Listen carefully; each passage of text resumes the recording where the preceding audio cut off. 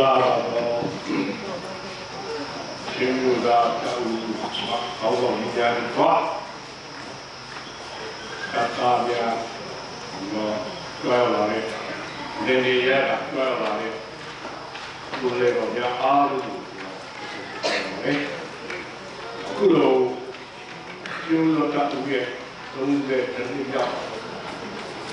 ဒေါ်လာဒီမှာဒီလိုပြည့်မှုပြောပြရတယ်ကျွန်တော်အခုပဲလူဘာသာပဲကျွန်တော်ဒီနေ့ပြောနေတာကတော့ကျွန်တော်ရဲ့ဘဝတစ်သက်စာကာလတိတ်ကာလကျွန်တော်ချက်သားရတဲ့သူဆောင်ပြီးဒီလိုပြည်မြောင်းလေးတွေဘောဘောမအိုင်လေးတွေဘောပုတ်တာပါလေပြီးတော့ကျွန်တော်တို့မှာကျွန်တော်ပြီးတော့ဒီလက်ရှိဆိုတော့တိတ်ကာလမှာတော့ကျွန်တော်တို့ကဒီနေ့ကာလမှာကျွန်တော်နေတဲ့ဒီနေ့ခိုင်တော်လာရင်ရန်ကုန်ပါလို့ရှိတယ်ဒါလေးကတော့မျိုးမျိုးကျွန်တော်ဥစားခဲ့တယ်ဆိုတော့အောင်လို့မရခဲ့ဘူးတော့အောင်ကိုရ60နောက်ပိုင်း64တော့အတူတည်းနော်ဒီလိုရရတယ်တော့ပိုင်းရှင်းတော်လာတယ်ဒီလိုပေါ့လို့ဒီလိုလို့ဘုဒ္ဓရဲ့ဥစားတဲ့တော်လာလို့ရရဖြစ်တော့ခဲ့ဒါမှမဟုတ်လည်းဒီတော့အောင်နေခဲ့ဘူးလို့လည်းတော့ပိုင်းမှာသူအောင်နေပြန်လာတော့ပိုင်းမှာတော့အောင်နေသူအောင်လို့တော်လေးဒီဟာကိုရနော်တော့ဘယ်လိုစေတော့ပိုင်းမှာပေါ်လာရဲ့သူကဒီကိစ္စကိုအောင်နေအောင်လို့ဒီဒီလိုဆိုတဲ့ကြောင့်ဒီအောက်ကိုသွားရအောင်ဒီကောင်းတဲ့တော့ပေါင်းပြီးတော့သွားတယ်ဒီပေးရတော့ပိုင်းမှာတော့ကျွန်တော်တို့အဝေးကိုရောက်သွားပြီးတော့အဲ့ဒီတော်လိုင်းကာလဥဆောင်ခဲ့တဲ့ဘာကလေးနဲ့တော့ချစ်ပေါ်ပြီးဖြစ်ခဲ့တယ်တော့အဲ့လိုရှိနေလို့ရှိခဲ့တယ်ဒါပေမဲ့ကိုယ်စီးရောက်တော့ဒီနေ့ကပေါ်လာမှာကျွန်တော်ပေါဝင်နေတယ်တောင်းပြီးတော့တော့1900ဒီလိုတာဦးရဲ့emergency conference လို့ပေါဝင်လာပြီးတော့ reform လုပ်တယ်တော့ပေါဝင်လာပြီးတော့လက်ကျပုံထားတယ်ဒီဒီပုံစံတွေလည်းကျွန်တော်ပေါဝင်လာတယ်ဒီမှာတော့နိုင်တယ်တော့နောက်ကိုပြန်တဲ့အခြေလို့ကကျွန်တော်တို့တိတ်ပြီးတော့ပေါဝင်နေတဲ့ဒီလက်လက်တွေပေါ်နေတော့ရေရွယ်ကာလမှာကျွန်တော်ပေါဝင်နေတဲ့စိတ်တက်ကြီးလာတဲ့အခါမှာကျွန်တော်တို့ဒီလိုတော့တောင်းနေဒီလိုမျိုးရခဲ့တယ်ပြီးတော့တအားတော့ကျွန်တော်တို့ဒီတော့လည်းပဲတအားတော့လက်ကျဥက္ကရာတွေနဲ့ဒီလိုပုံပြနေတယ်ပေါဝင်ပြီးတော့ထားဆောင်ရတယ်နိုင်တယ်ကျွန်တော်ဘဝတက်ခါတာဒီလိုဖတ်တယ်လို့တော့ကျတဲ့ဖတ်တယ်ဒီကတော့ရိုက်တယ်ကိုတော့အဆောက်အဦတော့လည်းကိုက်တိုက်ပွဲဝင်တော့သူစားဖို့လည်းပါပေါင်းနေနေတယ်ကြာသူတို့ပြောတယ်တော့ကိုရ60ရှစ်69ကစတယ်ရှင်းလို့ရတာကျွန်တော်ပြည်ပြတဲ့ဆိုရတော့ဒါတော့ constitution နဲ့ပတ်သက်တာ federal နဲ့ပတ်သက်တဲ့ကိစ္စတောင်းပြီးဖြစ်တယ်အဲ့မှာကျွန်တော်တို့အောင်ခဲ့တယ်သာဘောအဲ့မှာလည်းကျွန်တော်တို့ဒီဘားကတော့ခံပါပေးရတယ်။နောက်လည်းမပြောပြရဲဒီမှာလည်းပြင်ရတယ်ပြင်ရတယ်ဆိုတော့အဲ့ဒီလှုပ်ရှားမှုကနော်ကျွန်တော်တို့အခုနောက်ပိုင်းမှာပြန်လို့သုံးသပ်ရတာဒါ federal တောင်းဆိုမှုဖြစ်တယ်ဒီလိုတောင်းဆိုမှုဖြစ်တယ်တော့ federal movement ကိုကျွန်တော်တို့ဒါပြထားတယ်အဲ့ဒီ federal movement ကိုပဲတစ်ခါကျွန်တော်တို့ဘာရောက်တာပါကျွန်တော်တို့ချင်းတို့ကတပ်ဦးနဲ့ပဲပူးပေါင်းပြီးတော့ချင်းတို့ကတပ်ဦးကပဲနော်ဒီလိုမျိုးရှိရှိတယ်နော် ဘောရကြီးတဲ့ဖြစ်ပေါ်တော့ဒီကောင်လေးပြီးတော့ခင်ဗျားတို့လုပ်ခဲ့တဲ့ဒီလိုမှလုပ်ခဲ့တဲ့အိတ်ချောင်းကိုဒီပါပါလေဆက်ဆွချတာကျွန်တော်တောင်းပေးရတယ်နော်ဆိုတော့ဖြစ်ပေါ်တော့ဒီကျွန်တော်တို့လိုလာဆွချခဲ့တယ်တော့ချစ်ပြီးလူတွေဝေးရောက်ချစ်ပြီးလူတွေအိုးလို့တော့ဒါလည်းပြီးလို့နေခဲ့တယ်ကြရဖြစ်လူက nation building movement ဖြစ်တယ်နိုင်ငံတော်တွေကဆိုတော့အဲ့ဒီ constitutional movement အဲ့ဒီ federal movement ကြောင့်လေနော်ဝေးရောက်အတိုင်းဝိုင်းမှာချင်းကိုဘူးဒီလည်းပါဟောဒါပဲပါနိုင်ငံတော်ကောင်းတယ်ဆိုတာချင်းကိုပြောမယ်ဆိုတာရဖြစ်တယ်လို့ပြောစီစီလုံးလုံးနဲ့ဒီကထိုင်ပြီးတော့ဒီတော့မရနောက်ဆုံးလို့တာ constitution ပဲနောက်ဆုံးလို့တာတော့ constitution မှာ self determination ဆိုတာပြောပေါ်လို့ကိုယ်ကြတာအဲ့ဒါကတော့အဲ့ဒီအဆူကျွန်တော်တို့ဒီလိုပြောနေတာလည်းပါဟာပြီးတော့အဲ့ဒါကိုကျွန်တော်ဆက်ပြီးမှာဆက်ပြချင်တယ်အဲ့တော့ကျွန်တော်တို့ချင်းတိုင်းမှာချင်းပြည်မှာနိုင်ငံရေးလုပ်ချရတယ်ကတော့တိတ်ပြီးတော့ဒီကရရဆလာမရှိဘူးအဲ့ဒီနိုင်ငံရေးပါတီ program တွေရောနိုင်ငံရေးပေါ်စီတွေရောကျွန်တော်တို့စီးရဲကိုရောဒီကောင်းတော့အထူးကြီးရအဲ့ဒီချိုးလူရတဲ့ကောင်းတော့ကိုသူ့ပေါင်းပြီးတော့ဒီလိုချောင်းမှုကိုသူ့ဆောင်နိုင်လို့ကျွန်တော်တို့ဒီလာလေးနော်တော့ချက်ကုန်တော့စတူလာတယ်အဲ့ဒါလည်းကျွန်တော်စပြီးကျူလာရဲ့အချိန်မှာနော်အဲ့ကောင်းတော့လူရပြည့်နေဒီကျူလို့ဒီလိုပုဂ္ဂိုလ်ကိုကဒီတော့ကျူပေါ်ပုဂ္ဂလာအဲ့လိုကိုဒီလိုကျူလာဒီလိုဆက်တာနော်ဒီလိုမှာဒီကတိုင်းရှိတော့တော့ကတော့ဒီprogram ဖြစ်တဲ့ဘာလို့လဲဟာဒီလိုပြီးဒီလိုကောင်းလို့ဖြစ်တဲ့ဒီလိုတော့ပေါင်းနေနော်ဒီလိုတက်ရတယ်ပူလာလေးတော့ပေါင်းတယ်အားလုံးကဒါဟာလုပ်ချင်တယ်ဒီလိုပြီးတော့ဆက်ပြီးအခုတော့ဒီလိုဒီကောင်းလေးကိုကျွန်တော်ဖြစ်ရှင်း land constitution convening committee ဆိုတော့ဒီအော်အားဒီတော့အလုပ်လုပ်နေတယ်အဲ့ဒီချမ်းပါလေသူကကျွန်တော်တို့သူချမ်းမှုညရဲ့မှာစဉ်းစားရေးကြည့်တဲ့သူချမ်းမှုဖြစ်တယ်ရေးကြည့်လို့သူချမ်းမှုဖြစ်တယ်လက်လက်ကိုစော်လာရင်းနဲ့အဲ့ဒီကကျွန်တော်တို့ constitutional movement ပြောတဲ့ movement ဒီကိုအချက်ပြီးတော့ဖြစ်တော့ဒီ self determination နဲ့ပတ်သက်ပြီးတော့ကျွန်တော်ပြောမယ်ဆိုလို့ရှိရင်အတိတ်ကအားလည်းဆိုတော့ဒီလိုလုပ်နေပြရတယ်နော်ကိုယ်ကလည်းပဲကိုယ်ကမှကိုယ်ဘာလို့ပဲကိုယ်တော့ဒီမှာတော့ဒါလွတ်လပ်တော်လူမျိုးဆိုတာဖြစ်လွတ်လပ်တော်လူမျိုးဟာအခြားတစ်ပါးကပြတ်သားပေးတဲ့ဥပဒေအောက်မှာနေရတယ်ကိုဥပဒေကိုပြတ်သားတော့ရှင်းလို့ကလည်းတို့ချင်းဘိုးကြီးတွေကဘယ်သူကမှပြတ်သားပြီး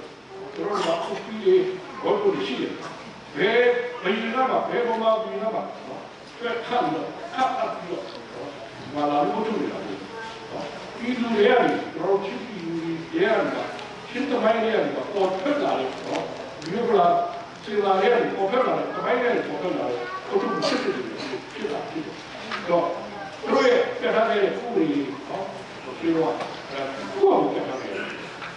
ဘယ်သူကမှပြောနေတာပြတ်သားနေတယ်အဲ့ကိုယ်ပဲပြတ်သားတယ်လို့အစကတည်းကရှိနေတာဖြစ်အဲ့ရှိတဲ့အတွက်ကျွန်တော်ကလွတ်လပ်တော်လူမျိုးဆိုတာတော်လာဖြစ်အဲ့ဒီမှာအဲ့ဥပဒေရသူ့အောင်ထုတ်တယ်ကိုယ်ပဲထုတ်တယ်ဒါဖြစ်အဲ့ကိုယ်ပဲထုတ်ပြီးရှိမှအစိုးရကရှိမှအဲ့ဒီလိုကဘုရားတဲ့လူတို့တော့တာအဲ့တော့ကျွန်တော်အခုကျွန်တော်တို့အမိုင်းကူလို့ကျွန်တော်ထုံးကြည့်ရတာတော်တော်လေးကျွန်တော်တို့အဲ့ဘက်ကိုရတယ်ဒီပေါ့ကစတေကိုဟောဒီလိုဆိုတာဒီဟာဒီကလုံးလေးနားလေဖို့ကျွန်တော်အဲ့ဘက်ကိုရတယ်လက်နဲ့ကိုပေါ်လိုက်နေနေရတယ်ထောင်ထဲမှာတောင်းနေမှာကျွန်တော်ထောင်ကြတာကိုအဲ့ဒါမျိုးကျွန်တော်အဲ့ဘက်ကိုရတယ်တော့အခုချိန်မှာကျွန်တော်တို့ပြန်ကြည့်လိုက်လို့ရှိရင်အချိန်တော့စစ်အာဏာရှင်တွေကဖက်ဒရယ်ဆိုတာခွဲထွက်ရေးဖြစ်ပါပြီလို့တော့ဘုရားတွေပြောတော့ဘုရား ဒီလားနော်နေရာပြီးတော့ဘာလို့ဖြတ်နေလဲဗမာပြည်နဲ့ယူနေအခုချိန်မှာပြည့်ကြည့်ဘယ်လိုမှမယူတော့သူတို့ကိုယ်တိုင်ကလည်းဖက်ဒရယ်လိုဒီလာပြီးနော်သူတို့ဘာမှတက်မလို့ကကိုယ်တိုင်ကလည်းဖက်ဒရယ်လက်ခံတာနော်ကျွန်တော်တို့လူတွေနဲ့ပုံစံမျိုးဟုတ်ချင်မှဟုတ်တယ်သူတို့လည်းဖက်ဒရယ်အကြောက်ကမမြင်တော့အဲ့ဒါဒီပြည်ရင်ကျွန်တော်တို့အဲ့တိုင်းလာလက်တိုင်းတော်လာရင်အဝဲတော့အဲ့အဝဲလည်းရဲကိုတားလာတယ်တော့ချင်းမီလို့ဒီလိုတော်လာရင်ပါဒီကျောင်းသားတွေတွေကကျွန်တော်တို့တိုင်းသားတွေရောက်လာတယ်ရောက်လာပြီးတော့ပြန်မှာကျွန်တော်တို့ပြောနေတယ်ဘယ်လိုဆိုတာဘာလဲဆိုတော့ပြိတာဖက်ဒရယ်ဘုံတော့ပြိတာဆိုတော့တရားပြည့်ရှိသေးလို့တော်လာရင်ကြီးရဲ့နော်တော့တယ်ပြောအဲ့ဒါဘူးတော့ပြလိုက်တယ်ဒီကောပြောလို့ကျွန်တော်တို့တရားပြည့်တော့ပြည့်မယ်ဆိုလို့ကျွန်တော်တို့တိုင်းသားတဲ့ဖွဲ့စည်းဆိုတာ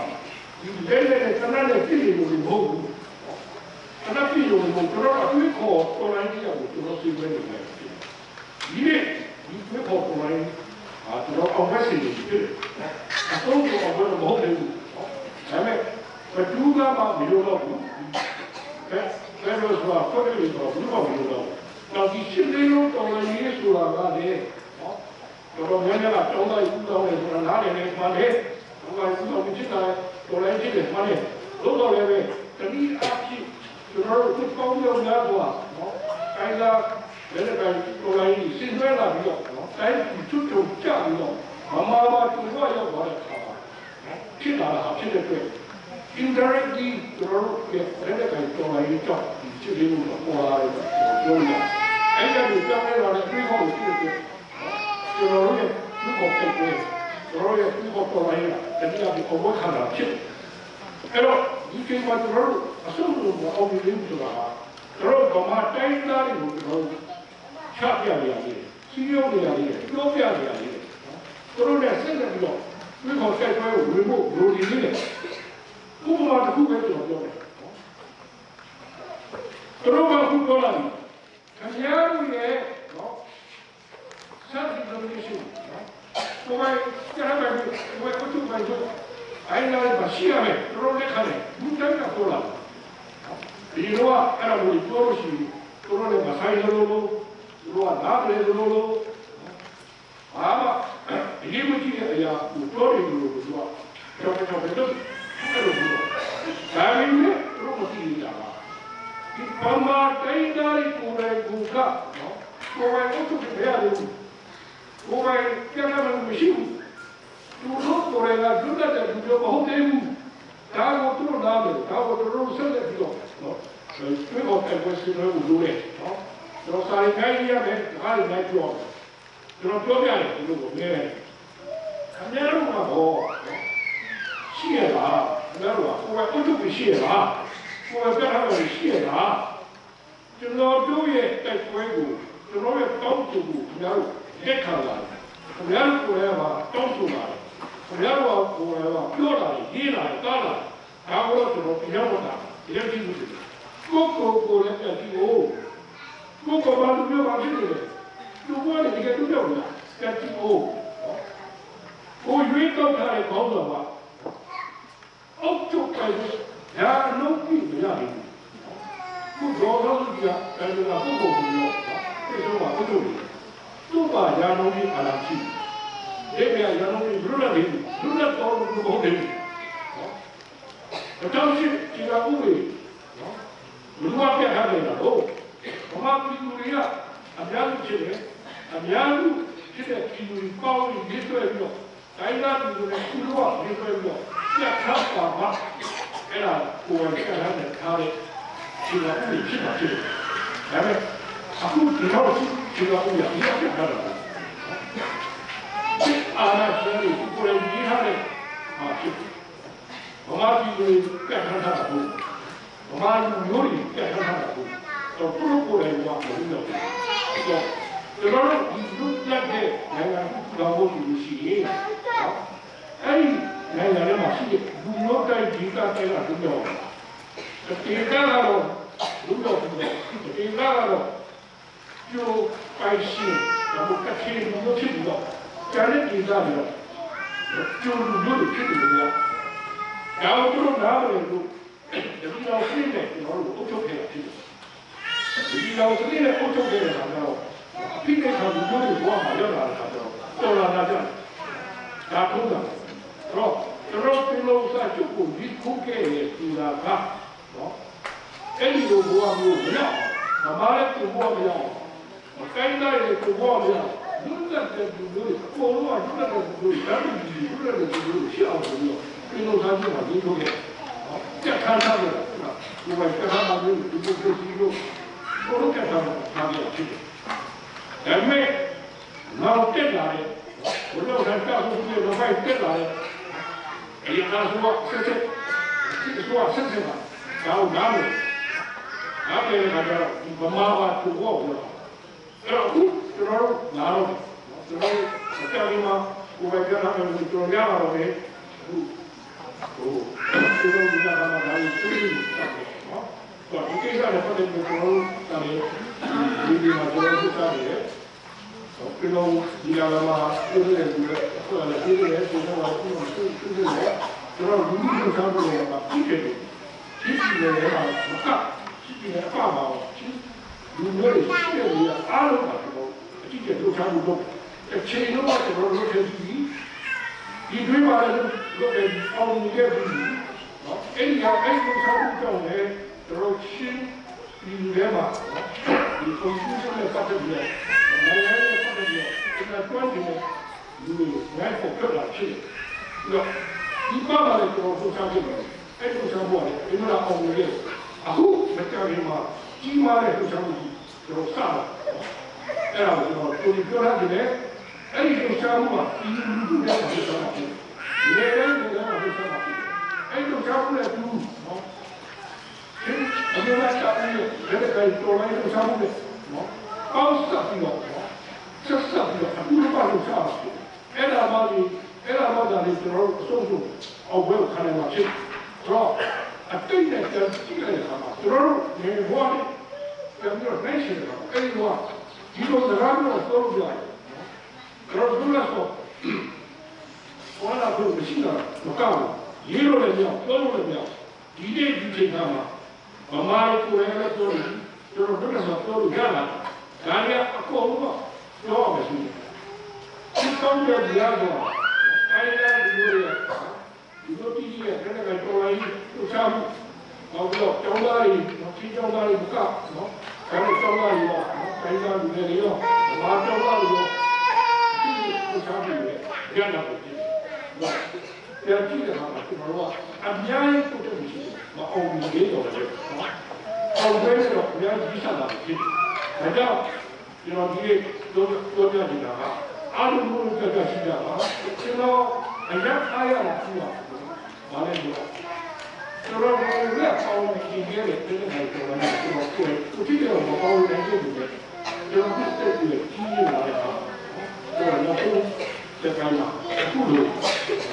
ဒီလိုတောက်ရရေပေါ်ရည်နဲ့ဘောပေါ်ရည်ဖြစ်ပြီးတော့ဘာပြောကြလဲဖြစ်ပြီးကြတယ်ဆောက်ပြီးတော့တက်ပြီးကြတယ်ပြီးတဲ့အခါမှာကျွန်တော်ဒီတိုင်းဖြစ်နေလို့ပြေလို့ပါလာတယ်ဟောလုံးလေဆိုလည်းပါလာတယ်ပါဝင်လာတဲ့ဒီကအားလုံးလည်းဒီမှာမတက်တော့တယ်အဲ့တော့ကြည့်ပြီးတော့အများကြီးဒါကြောင့်ကျွန်တော်ရဲ့ပေါ်လာရင်မမဘူးကူလုံးနဲ့ချုံပြီးတော့ဖြစ်နော်ကျွန်တော်ချင်းပြီးဟိုကွက်ပြီးတော့ဖြစ်ကျွန်တော်ရဲ့တော်လိုင်းကြီးအရင်ကမကူတော့ဒီလိုကတော့ခက်ခက်ခဲခဲတော့ရတယ်အမှုတော့အဝဲနဲ့ပြီးလာမှုဖြစ်တဲ့အတွက်ကျွန်တော်ကြီးတော့လုံးနဲ့လဲလို့ပဲဆိုတော့ကြီးဖို့ပြန်လာတယ်အဲကြီးဖို့တယ်ကျွန်တော်တော့နာကြပါလေတော်လိုင်းပြီးသွားတဲ့ခါကလည်းဒီစီလုံးကိုဘူကလူအပ်နေမှာဖြစ်တယ်ဒီဘူးပဲကျွန်တော်နေလိုက်တဲ့ဖြစ်တယ်ဆိုတော့ဒီစီလုံးကဘာလို့လူအပ်နေဆိုဒီစီလုံးကိုရှိမှတာလေကျွန်တော်တို့တက်မှာဖြစ်တယ်မြန်မာနိုင်ငံကအစီအလုံးနိုင်ငံဖြစ်ပြောက်သွားတာလေစီလုံးမှုမရှိဘူးဖြစ်တယ်တော့ကျွန်တော်ချင်းပြီးတိုးတက်ဖို့ချင်းပြီးဟာလေဘာစင်ကဖြစ်တယ်လို့ပါကျွန်တော်စီလုံးမှာဖြစ်တယ်အဲစီလုံးကိုပြောလဲခုနပြောကိုကတော့ခုနပြောတဲ့ဒီ constitution ကအရေးကြီးတယ်ဘာမှမလုပ်ပြီးတော့ရှိတဲ့လူမျိုးတွေက တန်းတူလူရှိဖို့ဒီကိစ္စလို့ချင်းဒီမှာရှိတဲ့နေပြည်တော်မြို့ရွယ်ပြည်ဒေသပြည်ဒေသကပြည်ပြည်အများကြီးတန်းတူရှိဖို့လိုတယ်အဲ့ဒီတော့လည်းကျွန်တော်ပြတ်ထမ်းထားဖို့လိုတယ်ဒါမှသာလို့ကျွန်တော်ရှိလို့ဖြစ်တယ်